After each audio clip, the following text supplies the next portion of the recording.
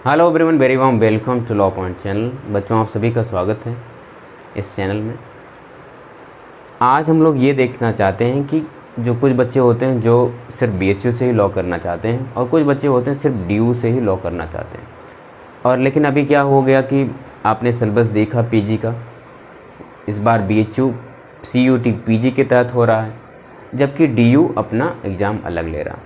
मान लो कोई बच्चा है जो दोनों ही यूनिवर्सिटीज़ को फोकस करके चल रहा है, तो उसको किस तरीके से तैयारी करना चाहिए, या क्या हमें सिर्फ बीएचयू में ही पढ़ना चाहिए या फिर हमें डीयू में ही पढ़ना चाहिए।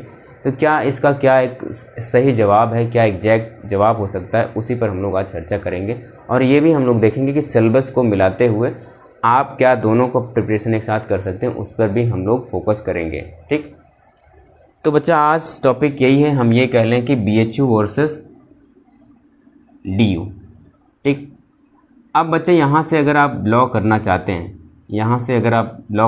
जैसे बनारस हिंदू यूनिवर्सिटी की बात करें और डीयू की बात करें, तो पहला हम लोग ये देख लें कि एक इन्वायरमेंट देख लें। ठीक, अगर हम इन्वायरमेंट देख लें तो बीएचयू का और डीयू का इन्वायरमेंट कैसा है।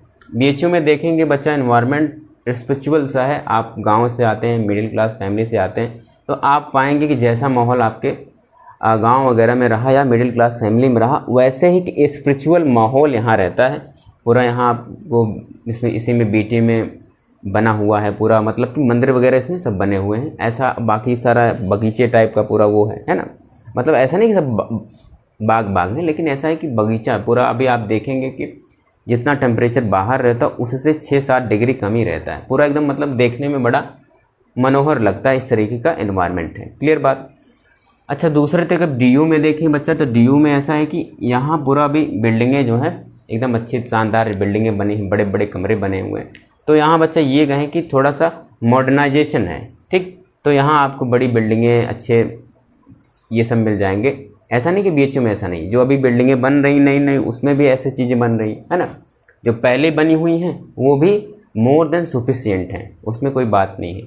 बस ये है कि यहाँ मॉडर्नाइजेशन है थोड़ा। ठीक, जीवन तेज चलता है, तो ये बात है।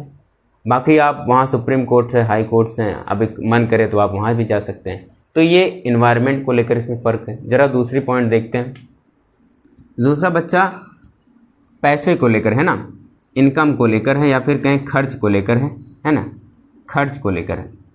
बच्चा जहाँ आप बीएचयू में अगर लॉ करते हैं, आपका जहाँ खर्च लगभग आप रहने का बात करें तो लगभग आप जहाँ से 3 से 4 हज़ार रुपये खर्च करते हैं, है ना, 3 से 4 हज़ार रुपये खर्च करते हैं। वहीं बच्चा अगर डीयू की बात करें, वहाँ लगभग आप 7 से 12 हज़ार रुपये, है ना, 7 से 12 हज़ार रुपये पर मंथ का खर्च करते हैं।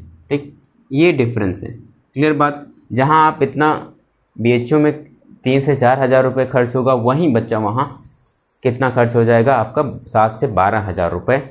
ये एक डिफरेंस देखने को मिलता है। तो आप ये बातें, और तीसरा डिफरेंस ज़रा देखें, बीएचयू में बच्चा सिर्फ 300 सीटें हैं, है ना, जबकि यहाँ 3000 सीटें हैं।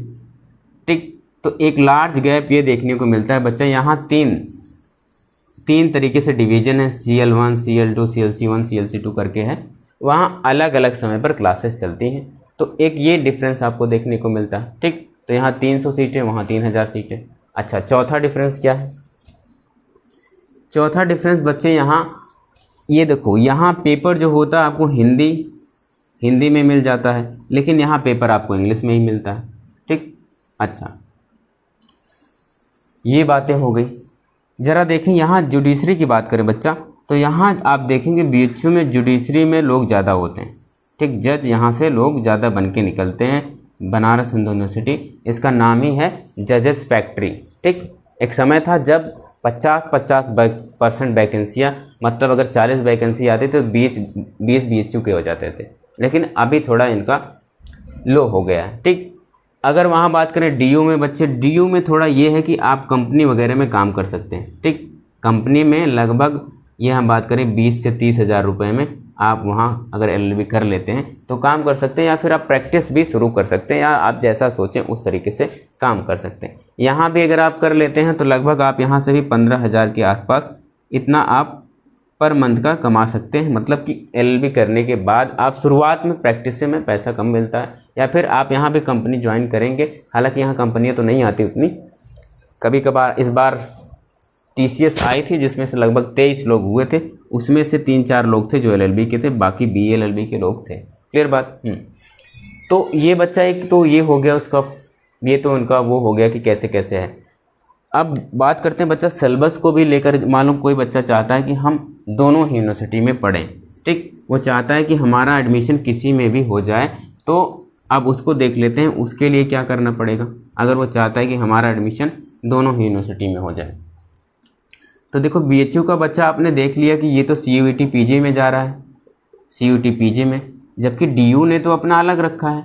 और इसके सिलेबस की चर्चा हमने आपसे पिछले ही क्लास में अलग वीडियो में बहुत अच्छे से की है। तो बच्चा इसमें जानते हो लीगल जो वाला पोर्शन है वो ज़्यादा है, लीगल आपका 65% है ना, जबकि यहाँ कोई लीगल नाम की कोई चीज़ ही नहीं, नो लीगल, ठीक। तो एक डिफरेंस यही हो गया, जहाँ वहाँ लीगल 65% पूछे जा रहे हैं, यहाँ लीगल के नाम से आपके कुछ नहीं पूछा जा रहा है। तो सिलेबस में एक डिफरेंस हो गया, जहाँ यहाँ 25% आपके पूरे अदर पोर्शन है, जिसमें इंग्लिश है, GA है ना, करंट है, रीजनिंग वाले पोर्शन है, उसमें 25 क्वेश्चन पूछे जाएंगे। यहाँ बच्चे देखो, यहाँ इसका वेटेज बढ़ गया है ना, उसका वेटेज बढ़ गया कितना, लगभग 90 क्वेश्चन बढ़ गए है ना, 90 क्वेश्चन वो हो गए, मिला के 10 क्वेश्चन आपके कंप्यूटर के। तो बच्चा ये देखो कि दोनों में कितना डिफरेंस हो गया लॉ को लेकर।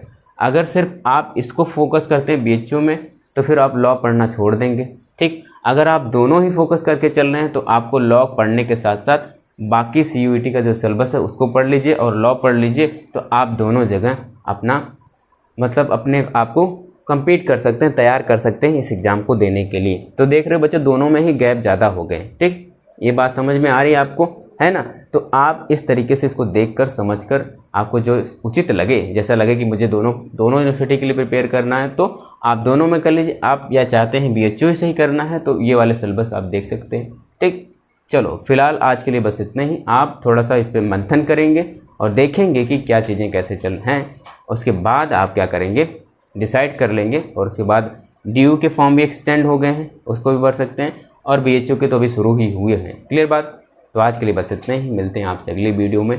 जो भी आपके सुझाव होंगे, कमेंट्स होंगे, परेशानियाँ होंगी, उसको आप कमेंट बॉक्स में बताएंगे, उस पर भी हम लोग उस पर एक सोल्यूशन वीडियो ज़रूर बनाएंगे। Thank you.